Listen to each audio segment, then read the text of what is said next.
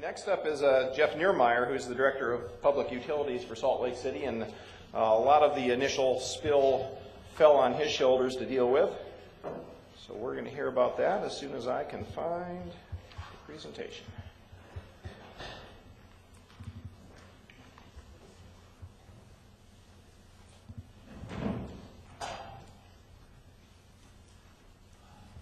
Mr. Niermeyer.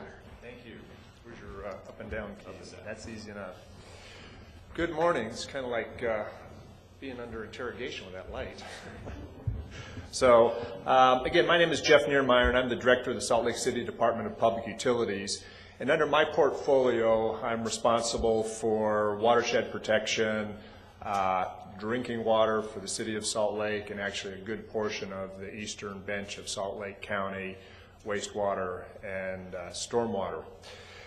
And as this first event started to unwind, it became very clear to me that as bad as Red Butte was, if this event also happened on a stream that provided culinary water to the city, it would be a much worse event, affecting many more people for potentially a very long time, and it's affecting a lot of people today and for a very long time.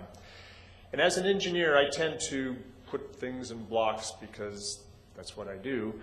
And so in my mind, I have both, kind of broken down the Red Butte incident into some phases, and we are only partially through these phases. So this event, while we can speak of an aftermath, we are a long way from finishing up this response to the two leaks that occurred on Red Butte.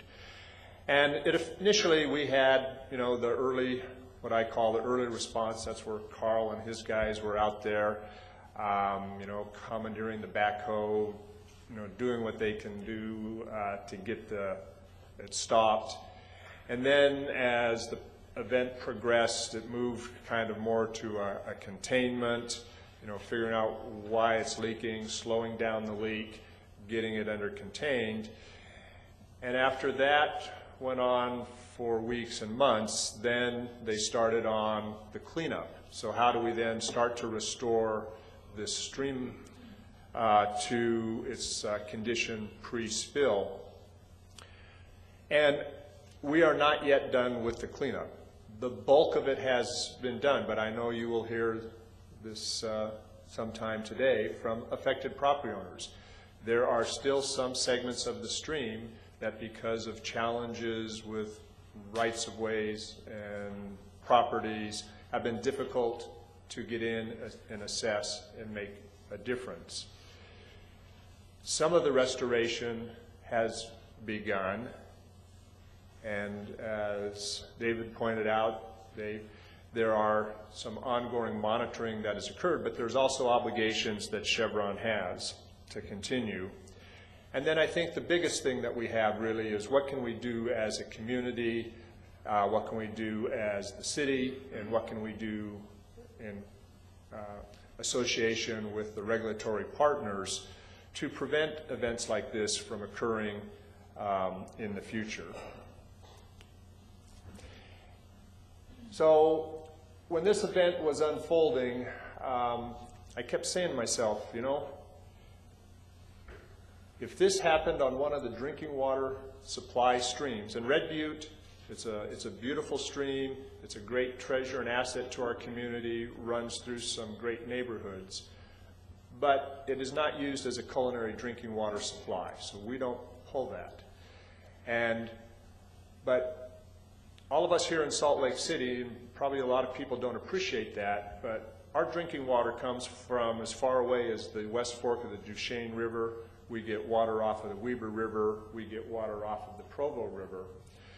And as I looked at, all of the water crossings where this pipeline crossed, potentially sources that ultimately fed into our drinking water systems, I became very concerned. I'm saying that, Another major oil leak like this, depending on where it happened, could impact the drinking water if it was in the Mountain Dell, Little Dell area for a couple 100,000 people. If it was an event over on the Provo River, that's the drinking water supply for close to 1 million people. And the ability to contain and maintain and then give people the confidence that they have a water supply that is safe. It's very difficult to overcome that public perception if you have oil floating in a reservoir. I was surprised, quite honestly, how much early on in the Red Butte incident that I was responding to legitimate concerns from community members, elected officials, saying, haven't we contaminated our water supply? And there may be some long-term underground effects that have yet to play out, and those are in the agreements, but the initial was no, we don't divert Red Butte into it. But it is a real concern that, and rightful concern that citizens have on, the protection of their drinking water sources. So that embarked me kind of on an ongoing dialogue and quest, became kind of a bit of a pain, I think, to Chevron. And to Chevron's credit, I think they have stepped up probably beyond where PHMSA could force them from a regulatory standpoint, both in terms of some of the monitoring and ongoing, and willingness to sit down and engage in a dialogue about this broader picture of how do we prevent a future incident from an event that would disable our water supplies. And so as part of this valve study that PHMSA required, and we appreciate PHMSA's willingness to work with on this, they required that you work with the local water purveyors to address locations of valves where you can basically help minimize, if there was a leak, an incident like this getting into one of these culinary water supplies. They've also had these ongoing dialogues that I have been involved with at looking at the, in addition to valve studies, are there other mitigation efforts that could occur? One of them came out, strategic placing, pre-placement of response equipment. Before the Red Butte spill, the Chevron company, they had response capability at the refinery, and they had response capability way out in Rangeley. And that was one of the things that became very apparent on the first oil spill. Not only did they not detect it, it took them a long time to get people and resources to the spot to help remediate it. And so I think Chevron has been working at trying to pre-place some response equipment at some of these critical water junctures. And they've worked with the Provo River Water Users Association, which is a wholesaler to Salt Lake City through a chain of other water companies, as well as the Central Utah Project out by the Jordanelle Dam, to basically put in a boat, absorbent booms and pad and other response equipment, so that if an event does occur, then to be able to respond to it much more quickly and hopefully minimize any impacts. They've also looked at doing what they call drawdown points, so that you can quickly evacuate the line into tanker trucks at the Weber Basin Diversion, which is, again, one of the water facilities that brings water from the Weber River over to the Deer Creek project, so that it can basically be used as part of our water supply. And what they found there is that there was this stretch. And this pipeline is actually a very difficult pipeline to operate, because it essentially goes from almost over 9,000 feet as it comes over Wolf Creek Pass, comes down, goes across the valley, goes up over some ridges and down, and it just keeps going up. And so what you end up is all of these bowls of pipeline that if you isolate it in one direction, you have this drain back capability as it drains back from that bowls and it will settle down. And that became a challenge as we looked at trying to balance in this dialogue of all these valves to protect every one of those crossings. And every valve, you know, I operate a big pipeline system on the water side, and I can, you know, share with you that valves and appurtenances above ground, every time you have that mechanical device, is an opportunity for failure potential on either operational error or just mechanical failure of the equipment itself.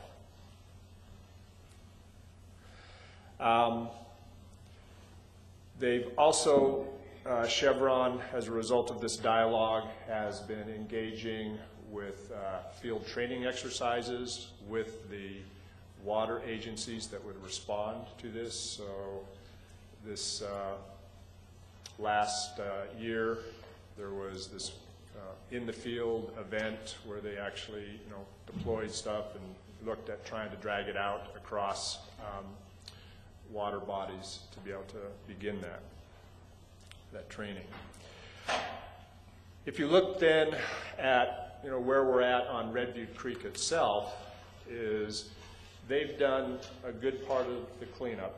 There is still hot spots that Chevron, by their settlement agreement, are obligated to address if they get above certain cleanup levels.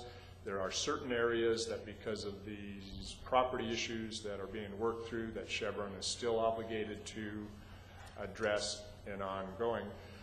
But during this whole cleanup effort, there was a lot of disturbance to Red Butte Creek. There were pioneered trails where they brought in cleaning equipment. There was deluge washing where they tried to collect and move the oil off of the particles. There was clipping of trees and destabilizing of root balls. So one of the requirements that ourselves and Department of Environmental Quality required was that they then prepare and implement a restoration phase to come back in and restore the creek to pre-level conditions. And so that we just got that report a few weeks ago in from Chevron, where they have identified 66 projects that need to be done in order to mitigate some of the environmental damage that was done from the cleanup activities. One of the, you know, previous to this, there was almost $2.5 million, a little over $2.5 million that was spent on Red Butte Creek outlet in the Liberty Park restoration of that lake, and that took almost a full year to get that done, but it has been opened up. And so some of the, you know, like I mentioned, there's been, anytime you bring footpaths in and people tromping in, you bring in invasive species and weeds. There was erosion caused by dislodgement of rocks and bank and root balls that were cut. The canopy cover over the creek, it used to be pretty impenetrable to get through there. In order to get the cleaning crews there, a lot of that overhead canopy has been removed and, you know, needs to grow back. But that also presents the opportunity for invasive species to pioneer their way in at the same time. So we will be getting with Chevron here in probably the next few weeks to sit down and review these recommendations along with the state through DWQ, Division of Water Quality, and then come out with an implementation plan of this study.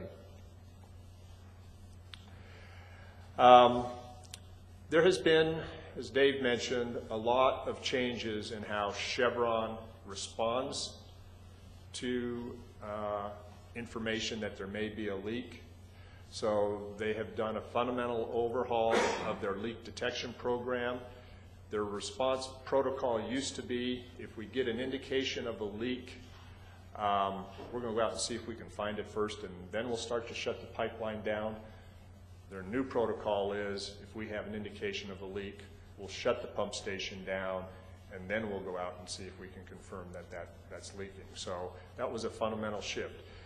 They have also tightened down the bands of the sensors of how a leak is alarmed.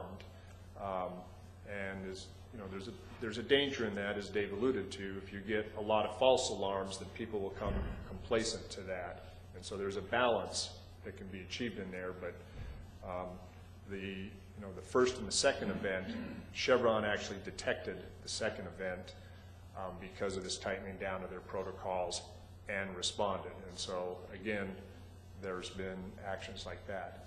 Chevron has an ongoing obligation under their settlement agreement with DEQ for continued ongoing monitoring of the health of the stream for 4 consecutive quarters, and what that is looking at is at soil sediment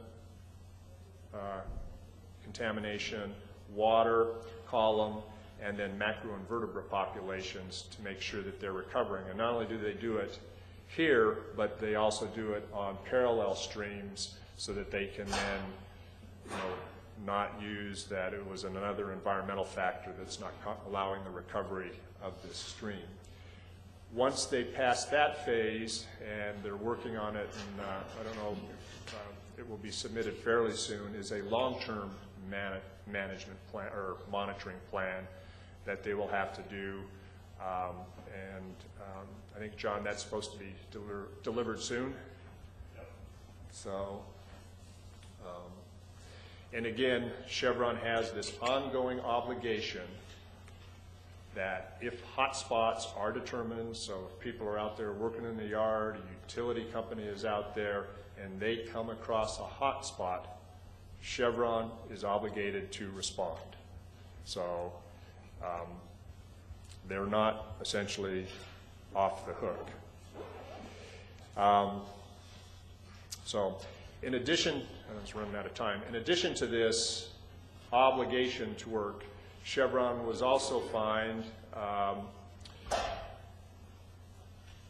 for about what was the exact number, $4.5 million,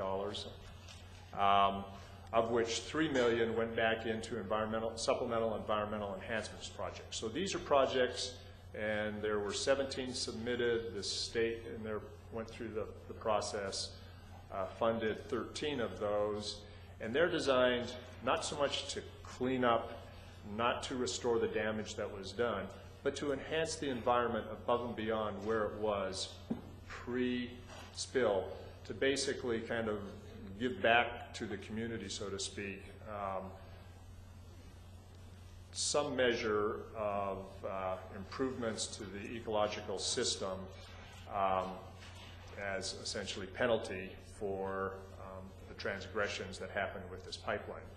So I guess the bottom line message is unfortunately we are a long ways from the total process being done.